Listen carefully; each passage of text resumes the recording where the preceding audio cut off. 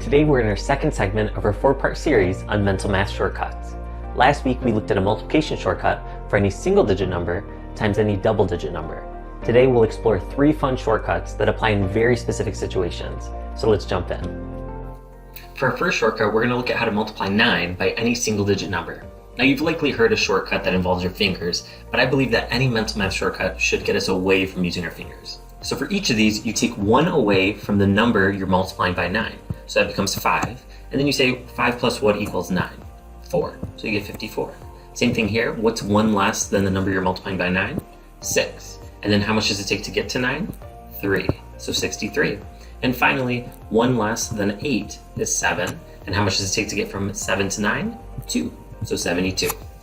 Our next shortcut is for 11 times anything. Now you're probably thinking, oh, I know that trick. 11 times 5, 55. You just duplicate the digit. But that's when it's a single digit number. But when we're talking about double digit numbers, triple digit numbers, whatever it might be, we have a very unique trick for 11s. So you separate the digits of the number you're multiplying by 11.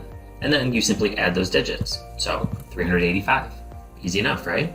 Now next one, when I separate the digits and then add them, I get 13. So that's a 2-digit number. So I put the 3, I carry the 1, and then that makes this number 8. So 836. And then let's take it to a 3-digit number.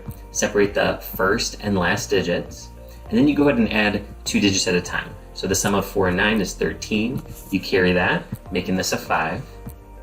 And then you do the same thing here. 9 plus 2 is 11. Carry the 1, making this 4. So 5,412. Now let's really take it to the next level. 11 times 2,436,159. Separate the first and last digits, and then you add 2 digits at a time.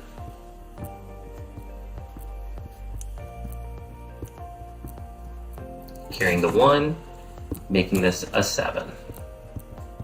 So we get 26,797,749. Next trick. For our final mental math shortcut of the day, this scenario applies when you have the same first digit and then the second digits add up to 10. So for example, notice with 38 and 32, you have the same first digit. So what you do is you take that digit of 3 in this case and multiply it by one number bigger than it, so 4. That gives you 12.